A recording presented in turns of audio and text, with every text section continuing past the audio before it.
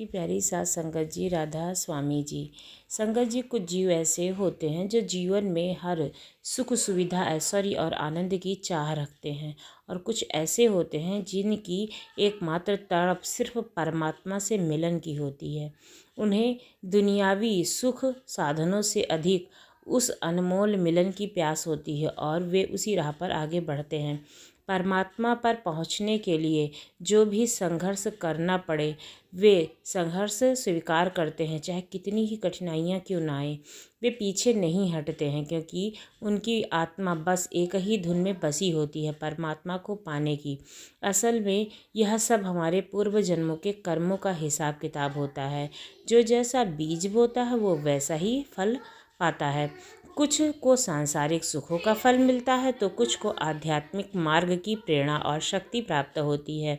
लेकिन जो भी हो, अंततः हर जीव की यात्रा परमात्मा की ही ओर होती है, चाहे हम जल्दी पहुँचे या देर से, आज की हो या फिर पिछले जन्म की हो, या फिर हम जब भी जाएंगे तो परमात्मा से मिलन हमारा तय है। यानी कि अगर हमने जीवात्मा के स्वरूप में जन्म लिया है तो एक न एक दिन परमात्मा से मिलन अवश्य होगा, वो चाहे जिस भी रूप में हो, चाहे जैसे भी हो। आज की साकी ऐसे ही है कि परमात्मा से मिलन कैसे हो। एक भाई था जिसे मालिक से बहुत प्रेम था और मालिक को पाने के लिए इधर उधर बहुत ज़्यादा भटकता रहता था।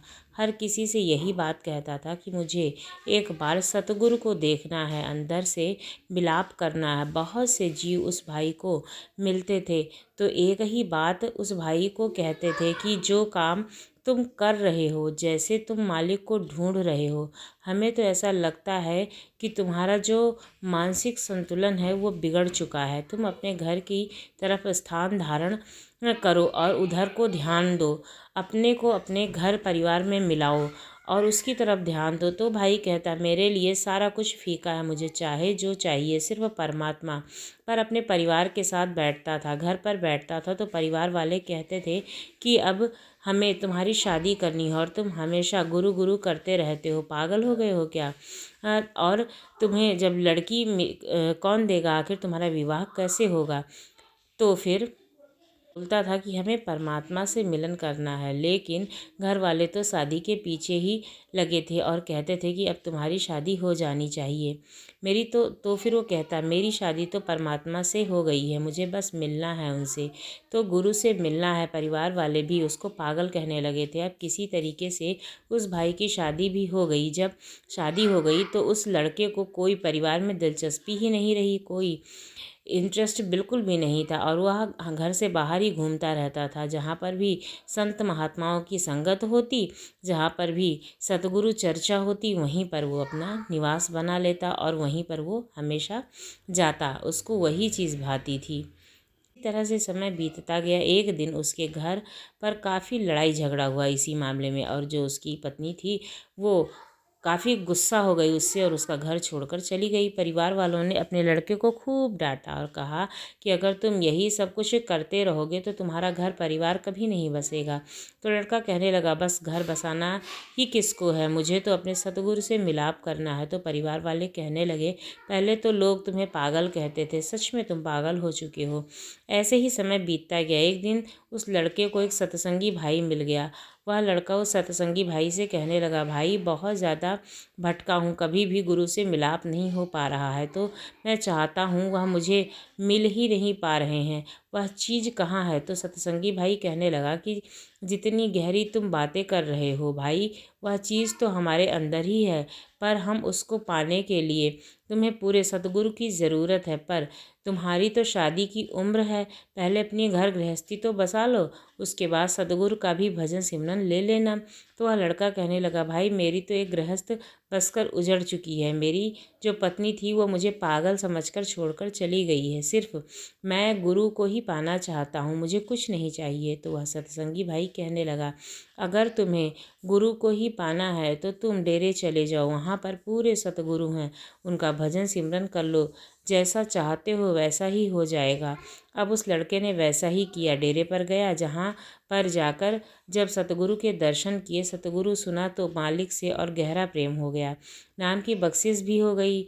वह जो सत्संगी भाई था वह भी उसके साथ गया था।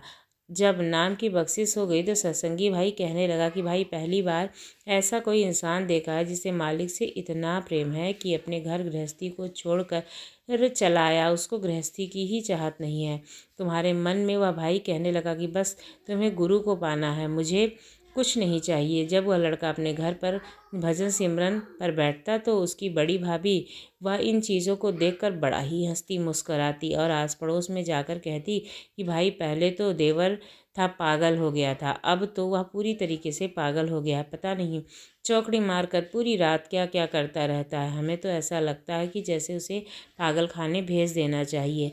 समय ऐसा बीतता गया, बहुत कम खाना खाता हुआ लड़का। परिवार वाले भी बड़े ही दुखी रहते थे।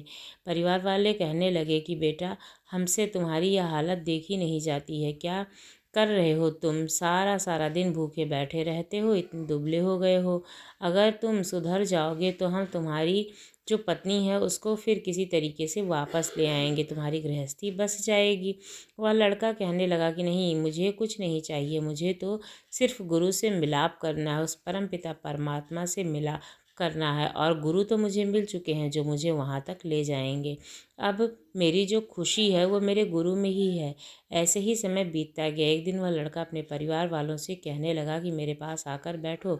तो उसके तो माता पिता थे, वह तो आकर बैठ गए, लेकिन भाई भाभी थे, वह कहने लगे पागल के पास कौन बैठेगा। लड़का कहने लगा कि 2 दिन हो गए मेरे मतलब पास, असल में मैं जो चाहता था वो मुझे मिल चुका है। मैं तो बाहर इतने टाइम से भटक रहा था, लेकिन वह चीज़ मुझे मिली ही नहीं, क्योंकि सारा कुछ तो अंदर ही है, बाहर तो कुछ भी नहीं है। अब मैंने सारा कुछ पा लिया है, अब मुझे किसी चीज़ की ज़रूरत नहीं है, सारी खुशियाँ आ गई हैं, सारी जहाँ जहाँ की खुशियाँ मेरे पास हैं। इस समय परिवार वाले कहने लगे कैसी बातें कर रहा है। तो लड़का कहने लगा माता 2 दिन बाद इस समय परिवार वाले कहने लगे पागल हो गया है, तू जाकर सो जा, अपना जाकर कोई काम कर लो। जब यह बात भाभी ने सुनी तो भाभी जाकर आस पड़ोस में कहने लगी अब तो मेरा देवर बिल्कुल ही पागल हो चुका है, कह रहा है 2 दिन बाद मेरे गुरु आएंगे और मुझे ले जाएंगे और मैं इस दुनिया से चला जाऊंगा। आस पड़ोस के लोग भी मजाक बनाने लगे, घर पर आने लगे, उससे कहने लगे लड़की की हालत ज़्यादा ख़राब हो चुकी है, इसे किसी डॉक्टर के पास लेकर जाओ, यह बिल्कुल ही पागल हो चुका है। माता पिता कहने लगे कि हमारे पास बस कुछ भी नहीं है, वह हमारी बात नहीं मानता है। 2-3 दिन गुजर गए, वह टाइम भी आ गया जब लड़का भजन सिमरन पर बैठा हुआ था। बैठे बैठे वह लड़का लेट गया और उस लड़के के उसी टाइम उसी समय जिस समय उसने बताया था वही घड़ी आई और लड़के की सांस निकल गई। माता पिता देखकर हैरान हो गए। आस पड़ोस के लोग इकट्ठा हो गए और कहने लगे आस पड़ोस के लोग जो 2 दिन की बात हो रही थी वो सच हो गई, इसे तो सच में गुरु लेकर चले गए, लेकिन हम लोगों ने तो इसका मजाक बना रखा था। जब सभी की आंखों में आंसू आए तब माता पिता अपने बेटे के हाथों को लेकर उसे प्यार कर रहे थे। बेटा रही तू गुरु में इतना लीन हो गया था कि गुरु पर इतना भरोसा था, हमारे घर में इतना अच्छा जीव पैदा हुआ और हमने उसकी कदर ही नहीं की, उसे पागल समझ लिया। सत्संगी भाई के साथ उस लड़के की बातचीत थी, वह सत्संगी भाई भी उसकी मौत पर आया था। सत्संगी भाई ने पूरे परिवार को कहा कि तुम तो अपने लड़के को समझ ही नहीं पाए, तुम्हारा लड़का पागल नहीं था, वह तो बहुत ही ज्ञानी था, उसे तो बहुत ज्ञान था, उसे तो किसी चीज़ से चाहत ही नहीं थी, वह तो सिर्फ सतगुरु को चाहता था, लेकिन तुम लोगों ने उसका मजाक बना दिया। जब परिवार वालों की आंखें खुली, परिवार वाले उस सत्संगी भाई से कहने लगे हमें भी बताओ कि वह गुरु कौन है, कहाँ रहते हैं, हम भी उनकी शरण में जाना चाहते हैं। सत्संगी भाई ने कहा वह गुरु डेरे में रहते हैं। चरण सिंह नाम है उनका। उनका तो वह पूरा परिवार ही डेरे का है।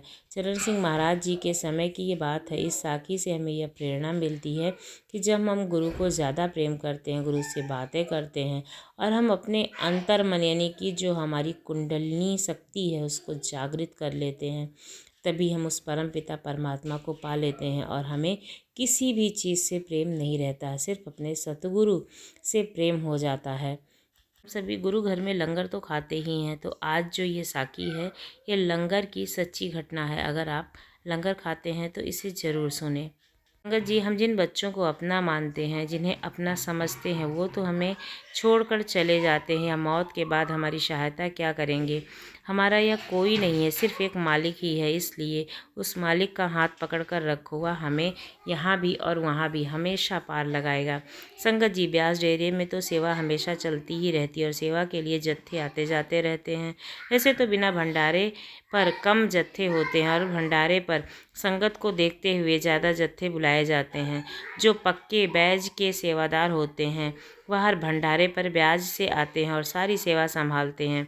ऐसे ही एक बार एक सेवा जत्था लंगर की सेवा के लिए ब्यास आया हुआ था।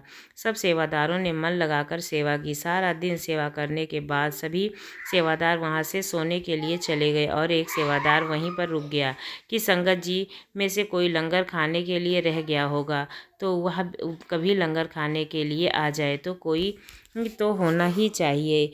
थोड़ी देर के बाद कुछ संगत वहाँ पर लंगर खाने के लिए आ गई। सेवादार ने सबको प्यार से हाथ जोड़कर राधा स्वामी किया और कहा कि भाई अलग और बहनें अलग लाइन में बैठ जाएं। संगत जी, एक बुजुर्ग सरदार जी थे। सेवादार की बात सुनकर उन्होंने कहा, भाई हम सब एक ही परिवार के हैं, इसलिए हम सभी एक साथ बैठकर ही लंगर खाएंगे। तो सेवादार ने कहा, वीर जी यहाँ पर भाई अलग और बहनें अलग लंगर खाते हैं। वह बुजुर्ग आदमी नाराज़ हो गया और लंगर की थालियों को वापस रखने के लिए जाने लगा। तब उस सेवादार ने एक हाथ पैर जोड़े कि वीर जी आप यहाँ से लंगर बिना मत जाइए, मतलब बिना खाए मत जाइए। वह बुजुर्ग अंकल जी गुस्से में बोले, हम बाहर से खाना खा लेंगे परंतु यहाँ से नहीं खाएंगे। सेवादार ने उस बुजुर्ग वीर जी के पैर पकड़ लिए और वीर जी आप यहाँ लंगर खाएं, बिना मत जाएं। वह बुजुर्ग इतने गुस्से में थे कि और बोले, अब हमें यहाँ पर रहना ही नहीं है, चलो उठो तुम सब हमारे साथ, हमको यहाँ पर लंगर नहीं करना है। जब उस सेवादार ने उस वीर जी की टांगों को पकड़ लिया और बोला कि अंकल जी आप यहाँ से लंगर खाए बिना मत जाइए, नहीं तो बाबा जी मुझसे नाराज़ हो जाएंगे। उन सब के साथ एक बुजुर्ग आंटी जी भी थी। उन्होंने कहा, सरदार जी अब आप मान भी जाओ, देखो उसने कैसे आपके पाँव पकड़ लिए हैं और हम सबको लंगर करने दो। हमारे साथ में छोटे छोटे बच्चे भी हैं, उनको भी बहुत भूख लगी है। तब कहीं जाकर बुजुर्ग अंकल जी माने और फिर सबने एक साथ बैठकर लंगर किया और उस सेवादार का भी धन्यवाद किया। सेवादार का पक्का बैच था, वह तो हर भंडारे पर ब्यास सेवा पर आता ही था। हमारे प्यारे बाबा जी तो सब जानी जान है, अपने चश्मे से सब देखते ही रहते हैं कि क्या कहाँ पर हो रहा है। जो सेवादार 3 भंडारे पर ब्यास जाते थे और सेवा करते थे तो बाबा जी उन सेवादारों को अलग से दर्शन देते थे और प्रसादी भी देते थे। पर प्रसादी के समय जब बाबा जी ने सेवादारों को पैदल दर्शन दिए तो वह सेवादार सबसे अलग बैठा था। बाबा जी ने उस सेवादार की पीठ थपथपाई और उसे गले से लगा लिया। यह देखकर सब हैरान थे। तब उसके साथ वाले सेवादार मुस्कुरा दिए। कुछ समय के बाद जब वह सरदार अंकल जी और उनके परिवार वाले ब्यास में आए और वह सेवादार को लंगर में सेवा कर रहा था तो उस भाई से कहा कि वीर जी आप तो वही हैं ना जिन्होंने इस भंडारे पर हमारे बाबूजी के पैर पकड़ लिए थे। वह हंसने लगा। वह बोले, वीर जी हाँ, तब से हमारा जीवन ही बदल गया और हम सदगुरु की शरण में लग गए हैं। आपकी नम्रता से हमारे पूरे परिवार का दिल जीत लिया। बाबा जी की दया मेहर आप पर सदा बनी रहे और आप हमेशा स्वस्थ रहें, गुरु घर से बढ़ चढ़कर सेवा करते रहें। इसी के साथ एक छोटी सी साखी और एक सत्संगी पिता पुत्र थे। उनका शहर में बहुत बड़ा ढाबा था। बहुत से लोग उनके ढाबे पर खाना खाने आते थे और कई लोग खाना अपने साथ पैक भी करवा कर ले जाते थे।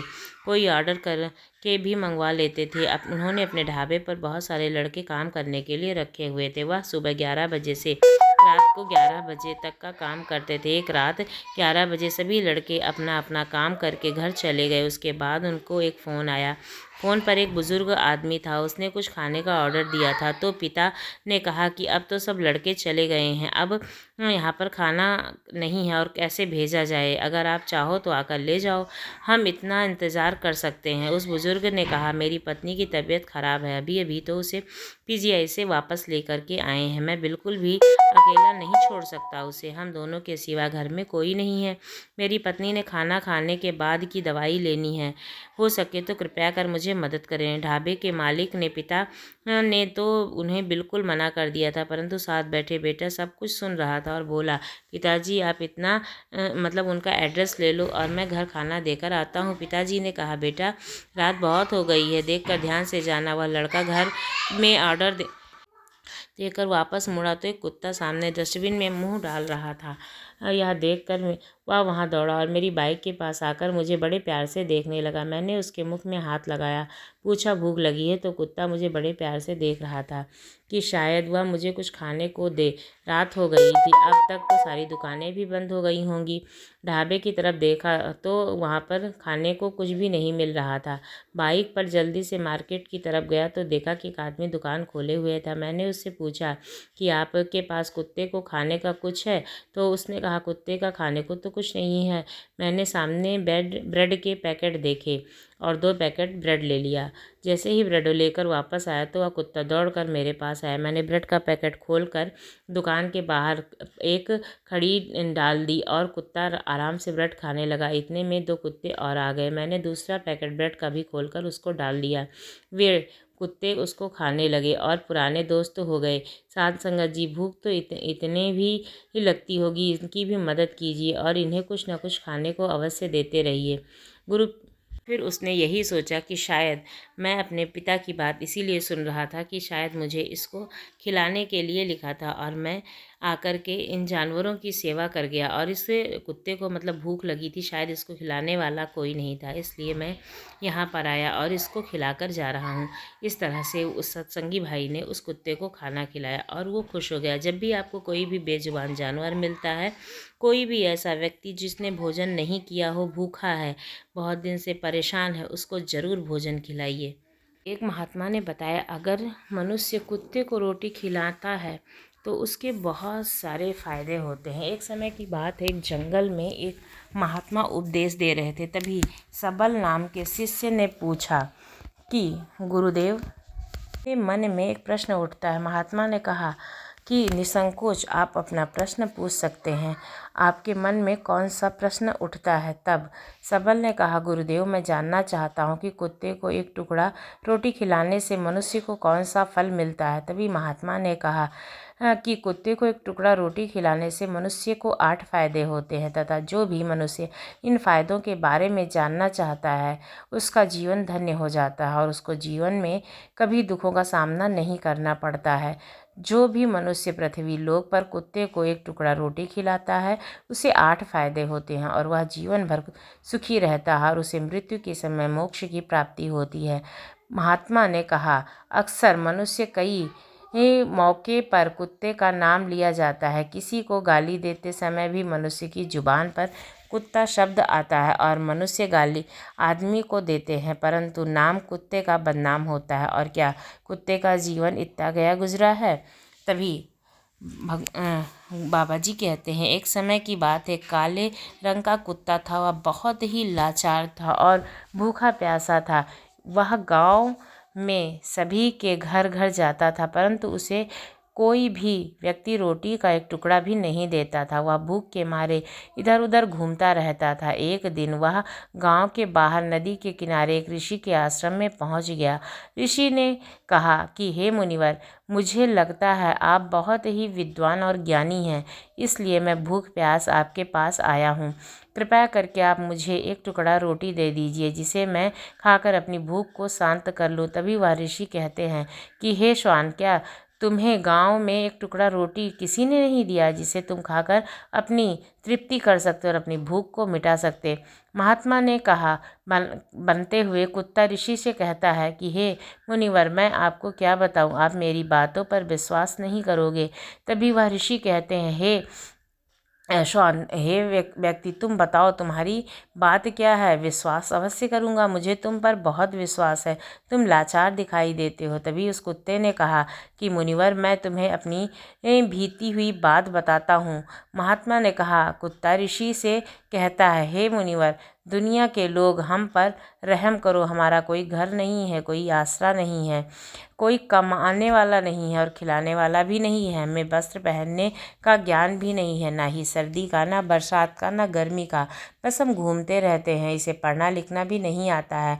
महात्मा ने कहा, वह कुत्ता कहता है, मुनिवर, आपकी तरह हमें अनुशासन भी नहीं आता है, हमें आपकी तरह बोलना भी नहीं आता है, यह हमारा दुर्भाग्य ही समझिए, परंतु हमें आपकी तरह भूख भी तो लगती है, चोट लगने पर हमें भी पीड़ा होती है, हमें अपनी तरह रोना भी आता है, बस इन्हीं 3 कामों से हम आपकी बराबरी कर सकते हैं, इसलिए हम पर दया दिखाइए और कष्ट मत दीजिए। ईश्वर ने तो हमें वैसे ही कष्ट देकर भेजा है, ऊपर से आप लोग भी परेशान करते हो। हम आपकी तरह मनुष्य नहीं हैं, हम पराधीन जीव हैं। जब हमारा जन्म हुआ तब हमें आँख बंद करके आना था और कहाँ आए हमें पता नहीं था। उस समय आपके जन्म पर जैसे नाचा गाना होता है, बाजे बजते हैं, खुशियाँ मनाई जाती हैं, हमारे जन्म पर भी यह सब हुआ। लोग हमारे जन्म पर कितनी खुशी मनाई होगी। हम जिस बिछौने पर थे वह रुई का नरम तो रहा होगा, सर्दी बिल्कुल नहीं लगती थी। मैं मन में सोच रहा था कि किसी बड़े घर में पैदा हुआ हूँ, लेकिन जब हमारी आंखें खुली तो मैंने देखा कि हमारी माँ, जिसे आप लोग कुतिया बोलते हैं, वह अपने 5 बच्चों को छाती से चिपका कर एक राह के ढेर पर पड़ी थी। हम 5 भाई थे, बाकी 4 भाई तो लाल और भूरे रंग के थे, अकेला ही मैं काला था, सबसे छोटा भी था, इसलिए कमज़ोर था। मेरी माँ हम लोगों के पास कम ही आती थी, क्योंकि उसे भी अपने भोजन की व्यवस्था करनी पड़ती थी। यदि वह ना खाती तो हमें दूध कहाँ से पिलाती। उस एक माँ पर हम 5 भाई निर्भर थे। वह बेचारी अपने भोजन के लिए इधर उधर दौड़ती थी, कभी भोजन मिल भी जाता था, कभी नहीं मिलता था, लेकिन वह हमेशा हम 5ओं का बड़ा ही ख्याल रखती थी। आखिर वह हमारी माँ थी। वह रात भर जागकर गांव की रखवाली करती थी। किसी के मजाल नहीं थी कि अचानक से वो किसी ही के घर आ जाए और बुरी नीयत से गांव की तरफ झांक भी जाए। दूसरे गांव के कुत्ते भी हमारी माँ के डर से गांव में नहीं आते थे। गांव के किसी किसान के खेत में कोई जानवर खड़ी फसल भी नहीं खा सकता था, हमारी माँ उसे दौड़कर भगा देती थी। गांव वालों के लिए इतना सब करने के बावजूद भी कोई मनुष्य मुझे और माँ को भोजन नहीं देता था। भोजन के लिए हमारी माँ मजबूर होकर छीना झपटी करती थी। पर तो लोग लाठी डंडों से पीट पाट कर भगा देते। बेचारी उस दिन भूख से प्यासी रहकर पेट की आग से जलती रहती थी। महात्मा ने कहा, वह कुत्ता कहता है कि हे मुनिवर, मुझे भूख तो हमें अपनी तरह ही लगती है, ऊपर से उसे हमें अपने 5 बच्चों की चिंता भी लगी रहती थी। आखिर माँ जो भी भूख से उसे बेचैन से बैठने नहीं देती थी और गांव वालों का भी उसे देखकर हृदय नहीं पसीजता था। बेबस होकर वह उन लोगों के घरों में से चोरी करके चीज़ें निकाल लाती थी और खाने की कोई चीज़ मिल जाती थी तो उसे खाकर अपने पेट की आग बुझा लेती थी। कई बार तो लोग उसे खाने की वस्तु ले जाते हुए देखते तो लाठी डंडे लेकर उसके पीछे पड़ जाते। कुछ निर्दयी लोग जो कई बार उसे घर के अंदर बाहर मारते पीटते। हमारी माँ का बुरा हाल देखते वह कुत्ता ऋषि से कहता है कि हे मुनिवर, हमारी माँ ने क्या बिगाड़ा था, उसने सिर्फ अपने पेट के लिए भोजन ही तो चुराया था, चोरी करने का उसे कोई शौक नहीं था, पर पापी पेट हमें यह सब करने को मजबूर कर देता है। एक दिन की बात है, बड़ी ज़ोरदार बरसात हुई, ओले भी पड़े थे, ठंडी हवा चल रही थी। उस ठंड में ठिठुर कर हमारे 3 भाई मर गए। उस दिन हमारी माँ बहुत रोई थी, लेकिन मनुष्य हमारी पीड़ा को नहीं समझे, क्योंकि वह बच्चे थोड़े ही मरे थे। फिर वह कुत्ता कहता है कि मुनिवर, अब हम सिर्फ 2 भाई रह गए थे। हमारी माँ हम दोनों की अच्छे से देखभाल करने लगी। फिर एक दिन उसी गांव में एक ठाकुर साहब के घर पर दावत चल रही थी। अकेले अनेक प्रकार की मिठाइयाँ बनाई हुई थीं।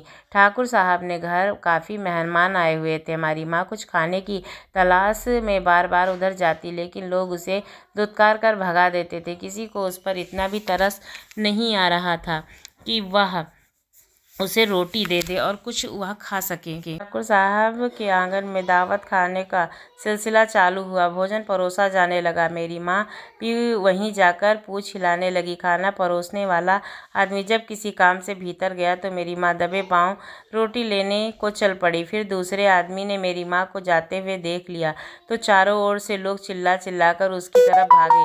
मेरी माँ उसकी चीख पुकार घबरा गई और 2-3 आदमी लाठी लेकर उसके पीछे बड़ी बेरहमी से पड़ गए और दौड़ा लिया।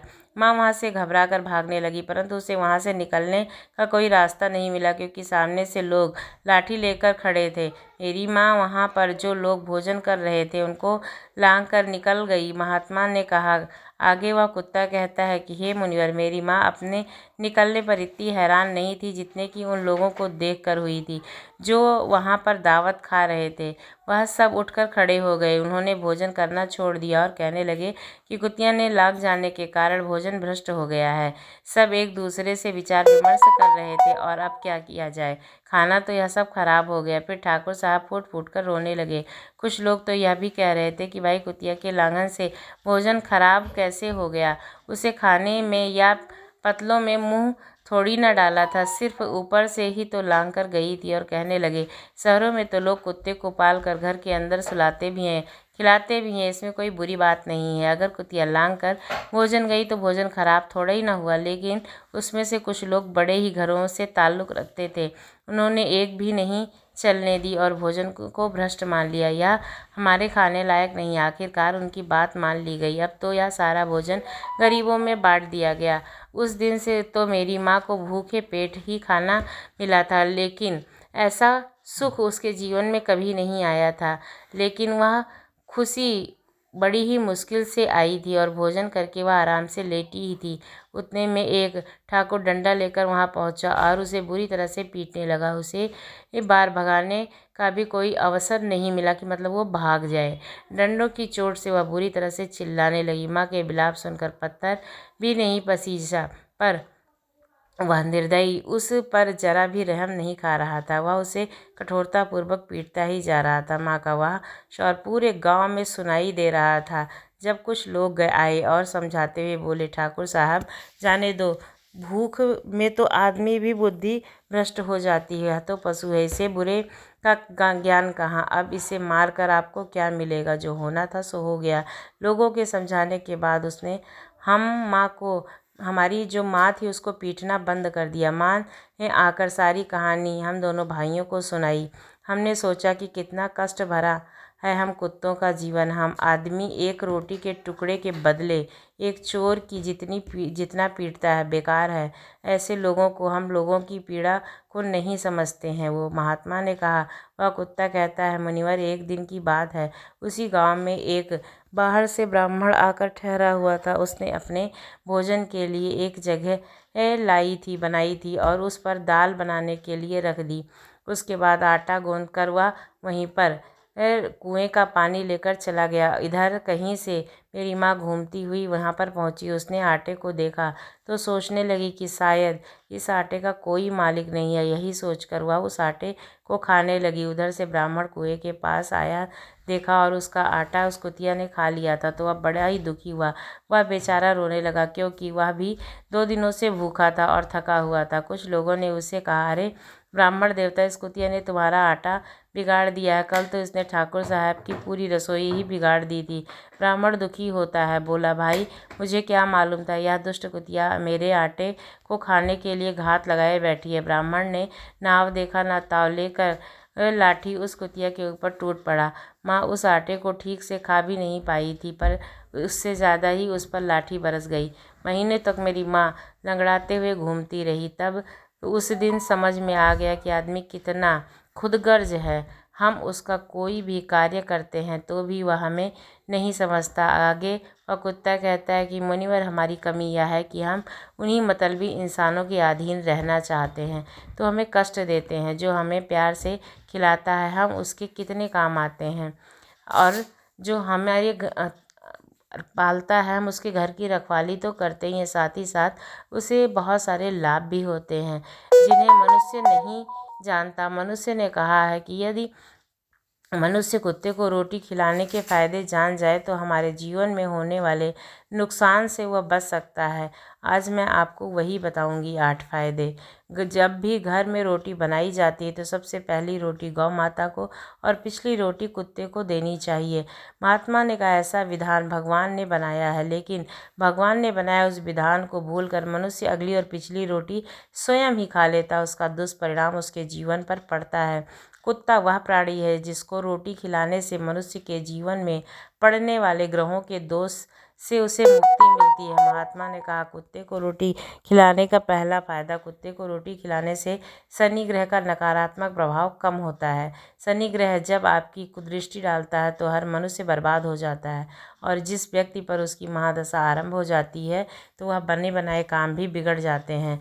मनुष्य हार्दिक तंगी का शिकार होता है। उस स्थिति में व्यक्ति यदि कुत्ते को रोटी खिलाता है तो उस पर शनि का दुष्प्रभाव कम होने लगता है। कुत्ते को रोटी खिलाने का दूसरा फायदा, अगर आप कुत्ते को रोटी खिलाते हैं तो भाग्य आपके पक्ष में हो जाता है। आपके घर में नकारात्मक शक्ति नष्ट हो जाती है। कुत्ते को रोटी खिलाने का तीसरा फायदा, खिलाने से माता लक्ष्मी प्रसन्न होती हैं और आपके घर में धन दौलत की कभी कमी नहीं होती है।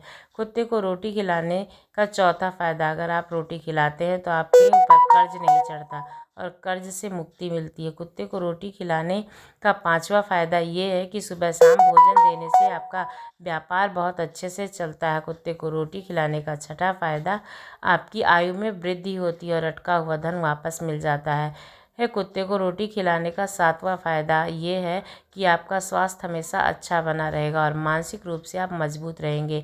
आपका मन हमेशा ऊर्जावान रहेगा, अच्छे विचार आपके मन में आएंगे। कुत्ते को रोटी खिलाने का आठवां फायदा है कि भगवान आपसे प्रसन्न होते हैं क्योंकि आपने किसी भी ऐसे जीव की मदद की है जो अबोध है, जो कुछ भी नहीं जानता है, और वह मनुष्य हमेशा प्रसन्न रहता है। भगवान की कृपा सदैव उस पर बनी रहती है। अपने बुजुर्गों से सुना होगा कि जब आप कुत्ता रोता है तब शगुन होता है, अपशगुन होता है और कोई संकट आता है, किसी की मृत्यु होती है, इसलिए कुत्ते को कभी रुलाना नहीं चाहिए।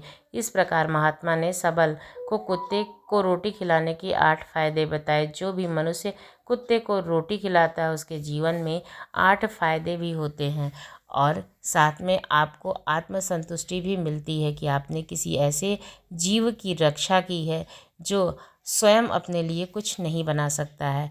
तो आपको ये जानकारी कैसी लगी ज़रूर बताइएगा। अगर अच्छी लगी हो तो हमारे चैनल को सब्सक्राइब करना ना भूलिएगा। धन्यवाद।